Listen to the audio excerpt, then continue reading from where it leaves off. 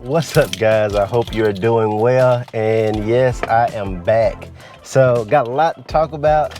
Gonna change up how I do the channel a little bit, and I'm sorry about my car starting up. Hopefully you can still hear me. It's a little loud, but I want to change up how I am doing the channel a little bit. I know it's been like a year since I posted any content, but it's been a crazy year, and I just want to today really talk to you all about some of the things that are going on or have been going on with me. Want to share those, make sure that the microphone is picking up. As a matter of fact, let's do a little switcheroo here. We're gonna stick it on the seat belt. Haha, like so. All right, so let's get started.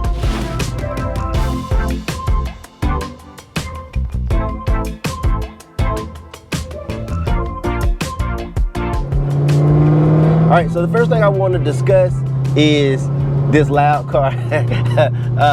Some of you know I posted a video and I put a link in the description a while ago, actually probably over a year ago, that I purchased a Camaro and I was going to do all these mods to it, and I didn't really do a follow-up to that video. Okay, show me.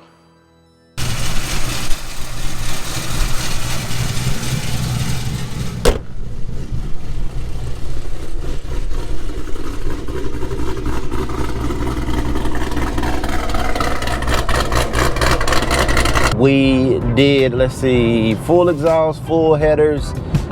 We did a top end build. We did a cam. We did a DOD and a VVT delete. It made right at 500 wheel horsepower.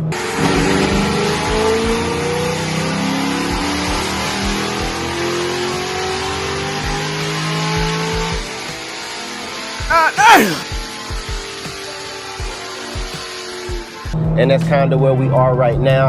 I've not done really anything else with it. It's really cold still this morning just because I crank it up and I'm running late for work, so I have to hurry up and get there. But for the most part, it's doing what it's supposed to do in terms of no overheating, no leaking, nothing like that. Get an oil change, you know, roughly about every 3,000 miles, and she is rocking and rolling. I actually bought another car that I haven't even told you all about sometime between the time that I bought this car and I was going to do all the mods, and then I had a 4Runner prior to that, I guess, was the car. And I'm rambling a little bit, but I'm trying to figure out what was the last thing, because it's been a whole year since I talked to you all.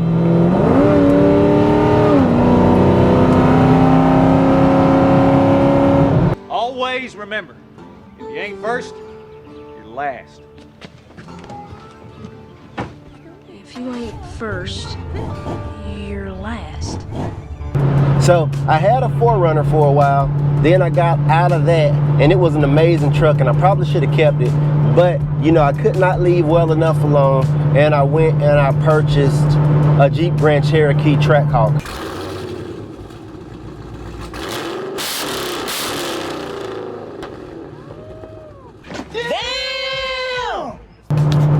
Now, that is a very popular car, or at least it was. I don't know if it's popular anymore, but I bought a Jeep Grand Cherokee Trackhawk, and I bought it, I want to say maybe 2 years ago at this point. And so I've been driving that around as my daily for really about the last 2 years. And then there was an issue. And so about a month ago now, give or take, I was coming home from, I guess, dinner with my wife, man. Probably, yeah, I think that's where we're coming from. It was like a Thursday night, if I remember correctly. But I was just ho-humming, wasn't really doing anything. I'd gotten off work. I was coming home from dinner with my wife, and I was just kind of cruising. And I wasn't on the interstate like this. I was on another little road that kind of goes to my house, and I live in the country. When I say that, so there's a city part. A lot of people think all of Georgia is the country, and that's not the case. But there's a city part of my city, and then there's the outskirts, like the country part. And that's why I live out in the outskirts. So my commute's not crazy or anything, but with no traffic, it's still about 30 minutes to work, to give you an idea. And that's going about 80 miles an hour. And so anyway, I was going home, and I was just kind of cruising on one of the other interstate roads, and essentially what happened while I was driving home was there was a plumbing style truck. It didn't have a bed on it, and it threw plumbing, I guess it looked like plumbing equipment, but tools or something down the road. And I saw the car in front of me dart in between another car, like it just literally swerved real quick, and the car that was right beside me had to slam on brakes and start laying on the horn. And so I slowed up and did like this number, and when I whipped back around, there was all kind of ish just flying in front of me. And so something hit my hood, something hit the undercarriage of my truck. So I whipped off to the side and whipped into the grass and then swung back on the road to try to avoid it. And at that point, I heard a boom in my Trackhawk, and I saw a lot of smoke and stuff, and so I pulled over and just stopped. And so I'm pretty mechanically inclined. I didn't know exactly what went on. I initially thought that I blew like a radiator hose or something like that, or that I had hit like a paint bucket or something, and something went up into my engine bay and started to steam off. I didn't know what had happened. And so I pulled over, immediately shut the car off. I didn't see any fluids leaking initially, like nothing. And so I was like, all right, this is okay, but I don't know what in the hell's going on. Did my radiator get cracked? Did my intercooler get cracked? What's going on? Because there's all these different parts on the Trackhawk. And so, come to find out, once the tow truck got there and they started to jack the car up, or because I got a flatbed, with it being, you know, the type of truck that it is, all this oil started pouring out the bottom, and my freaking heart just sank.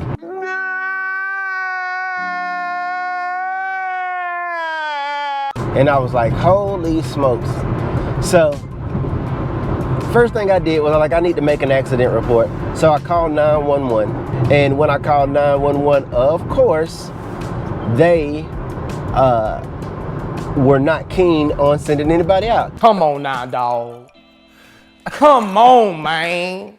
They were like, was anybody hurt in the accident? And I said, no. And they asked me what happened. And I explained to them, and the lady was like, well, you can just fill that out online. I'll get back to that in a second. And I said, so y'all aren't gonna send anybody out? She's like, no, we don't do that anymore. And I was like, all right, cool, thanks. So I just did a screenshot just to protect myself, just in case, and left it at that. And so I was just kind of sitting there in disbelief. Well, thank goodness that a couple of good Samaritans pulled over, one specifically, and, you know, asked was I doing okay, but also, you know, gave me their information so that I could share it with the insurance company about what had actually happened. Because insurance companies are really weird, and I've got Progressive insurance, and, you know, I haven't really had to use them for anything, but I'm going to get to why I'm going to be looking for other insurance after this, because they are not doing me the best in this specific situation.